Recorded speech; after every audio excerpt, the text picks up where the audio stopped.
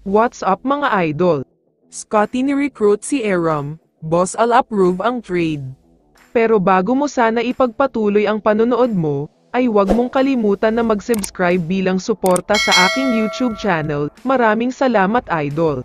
May isang update lang tayo sandali tungkol kay Paul Lee. Madami kasing mga lumalabas na balita tungkol sa pag-trade ng Magnolia sa kanya.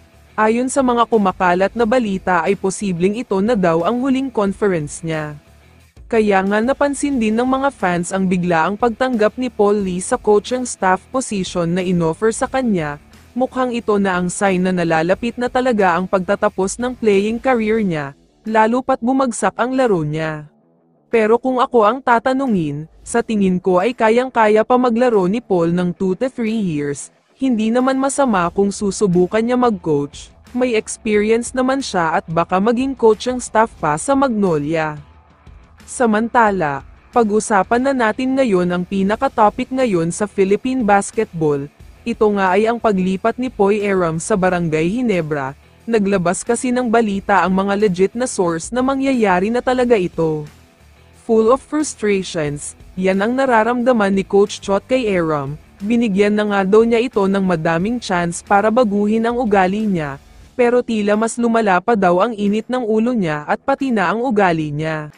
Noong December lang ay pinatawan ng 1-game suspension si Poy Aram, nagmulta pa siya ng 20,000 pesos dahil sa flagrant foul penalty 2 niya kay Glenn Yeng, kaya naman patunay lang na may problema talaga sa kanya. Pero ayon naman sa mga kumakalat na post sa social media, mismong si Scotty Thompson na daw ang nag-recruit kay Poy Aram na maglaro sa Ginebra. Sa tingin ni Scotty ay magbabago naman daw si Poy dito. Para sa mga hindi nakakaalam, si Scotty din ang dahilan noon kung bakit sa Ginebra pumirma ng kontrata si Troy Rosario. Ngayon nga ay isang magaling na bigman na naman ang makukuha. Salamat yan kay Scotty Thompson. Ang magiging problema na lang dito ay kung mapapaamo nga ba nila ang isang Poy Aram. Pero sa tingin ko ay magiging matino siya under San Mig Corporation. Si Abueva at Romeo nga na mainitan ang ulo ay naging matino noon.